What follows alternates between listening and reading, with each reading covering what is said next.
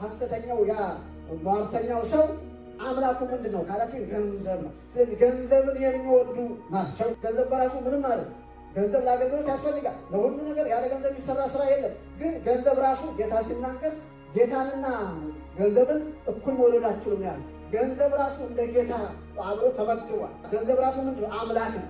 ስለዚህ ሰው ልቡ ገንዘብ ላይ ካለ ያ ነው ጥፋቱ።